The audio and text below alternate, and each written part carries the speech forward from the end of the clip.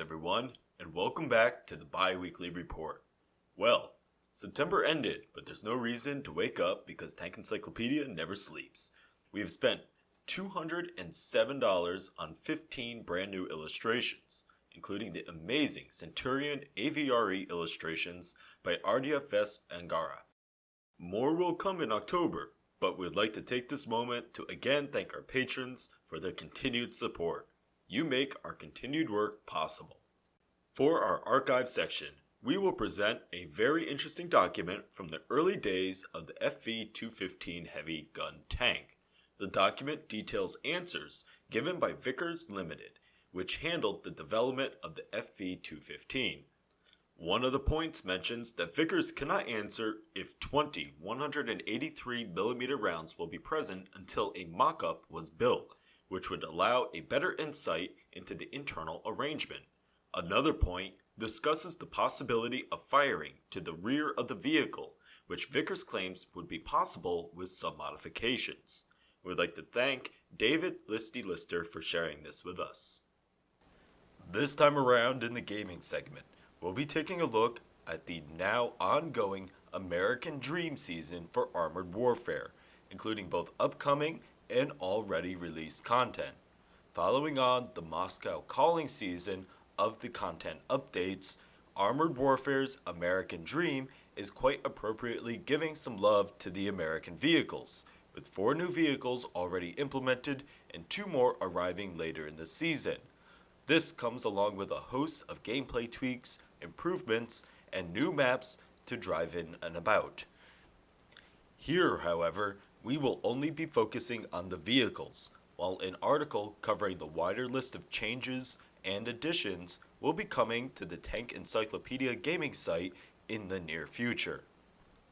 The Griffin can be unlocked from the Leclerc prototype, and it is a heavy AFV, sporting an accurate 50mm automatic cannon firing in 3-round bursts, and with new game mechanics simulating the effect of sustained fire upon armor by granting the second and third rounds in each burst incrementally increased accuracy, allowing the machine to perform the role of a sniping AFV, as opposed to the typical close-in, rapid-fire playstyle of AFVs in Armored Warfare. Furthermore, the machine will be gaining a new ability at some point during the American Dream season.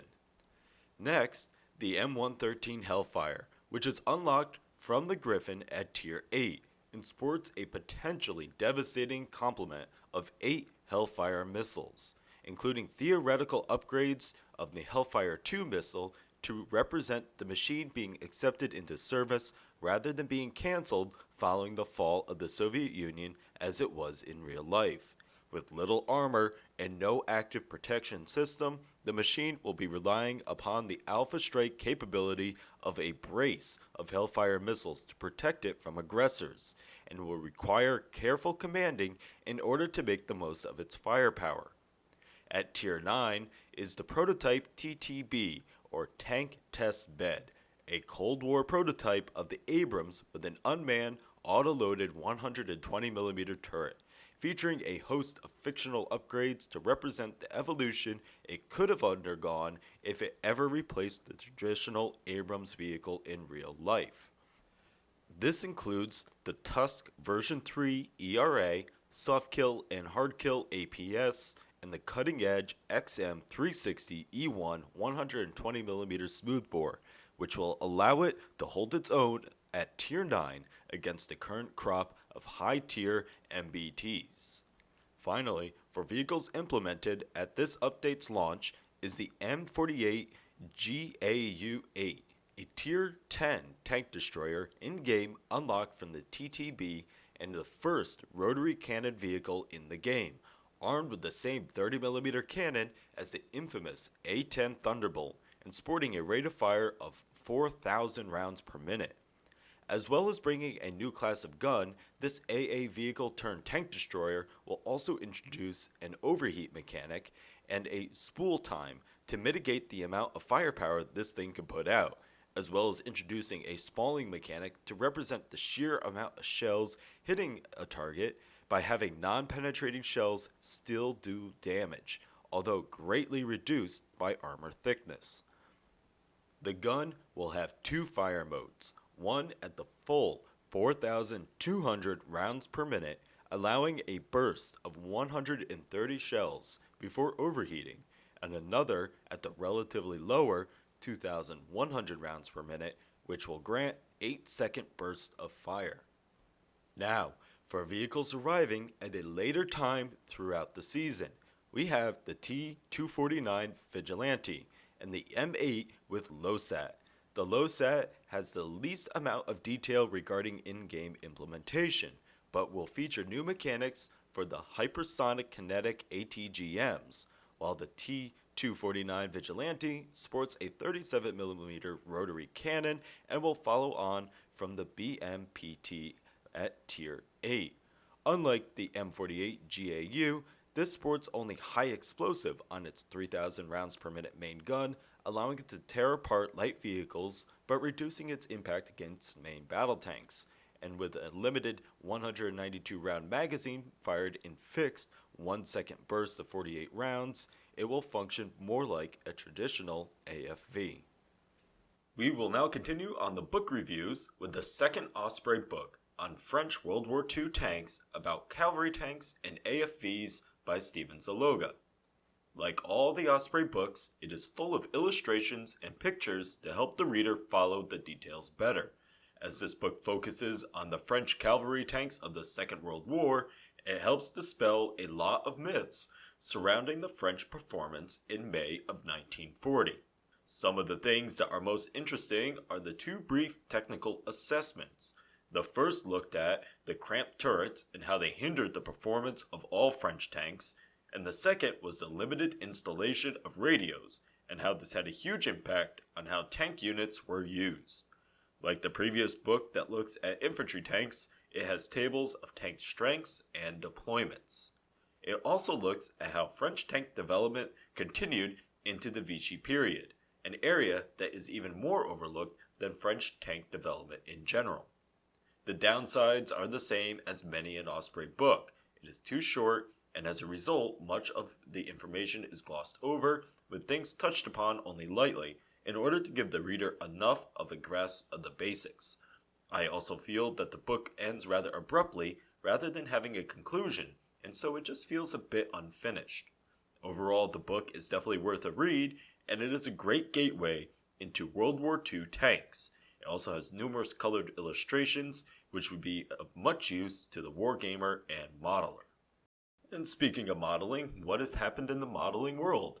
FC Model Trend released a Ford 3-ton tank model that's made out of resin in 3D printed parts in 35th scale. ARC Models released their 35th scale Pak 43/3 German 88mm self-propelled gun kit. Mini Art introduced their 35th scale Continental R975 engine detail set for World War II Allied tanks, and also announced their B-type military omnibus in the same scale. Dragon announced the rebox of their Panzerkampfwagen 4 Ost H in 35th scale, and released a huge amount of 1/44th scale kits that have been reworked. Sorry for not showing them, we would sit here for the whole day. Hobby Boss announced their take on the LVKV 9040 anti-air vehicle in 35th scale. Panda Hobby announced their ZTQ-15 Light MBT kit in 35th scale. 3R Model released their ZTZ-99A in 72nd scale. Last but not least, Mang has made some waves with the release of the MB military vehicle, including Chairman Mao, in 35th scale. Finally, onward to the articles. We'll start with the final article in our Flak Panzer IV trio, covering the Ostwind. As the Luftwaffe lost control over the skies over Germany in the second half of the Second World War, it could no longer provide sufficient protection against Allied aircraft. Panzer divisions were especially affected by the lack of cover from fighter aircraft because they were always at the center of the most intense fighting. A flak panzer that could respond without preparation was more desirable, and the first such vehicle was the Flak Panzer IV 2cm Flakverling Wirbelwind. While it was produced in small numbers and was generally viewed as an effective vehicle, the 2cm caliber was deemed too weak by the late stages of the war. For this reason, a much stronger 3.7cm Flak 43 was installed in a new turret, and the Ostwind, or East Wind, was born. You can learn more about this awesome late war vehicle on our website in an article written by Marco Pentelik and illustrated by David Beaucalais. Next, let's go to Great Britain. In 1944, a new type of armored vehicle, designed specifically for use by the Royal Engineers, entered service. This was the Churchill AVRE. It served honorably through the Second World War as part of the 79th Armored Division, famous for being the home of Hobart's Funnies. In 1947, it underwent a limited upgrade program based on the Churchill Mark VII. This vehicle was designated the FV 3903 and was armed with the new 165mm demolition gun. By the mid-1950s, however, the Churchill was obsolete and the Royal Engineers were in need of a new, modern vehicle. In the late 1940s, the British Army's new universal tank, the FV 4007 Centurion, entered service. In 1953, the engineers' needs were answered in the form of this new vehicle. At the Fighting Vehicles Research and Development Establishment at Chertsey, design work began on a new generation of AVRE, this nomenclature now being Assault Vehicle Royal Engineers, and it was to be based on the Centurion. Once designs were approved, production began with the AVREs based on the Mark V Centurion. You can learn more about this awesome vehicle in an article written by Mark Nash and illustrated by Ardhya Vesp Anargha. Besides these two, we also publish articles on the Corny half-track, the Opel Kriegswagen, the Einheit Ballon of Wehrkannon, and the Partisansky tank. You can read them and more on our website. That's all for this report. Make sure to follow our website. We'll be releasing new articles on the regular. You can follow us on Facebook, Twitter, Instagram, or Reddit. If you use Discord, there's a link to our community server in the description.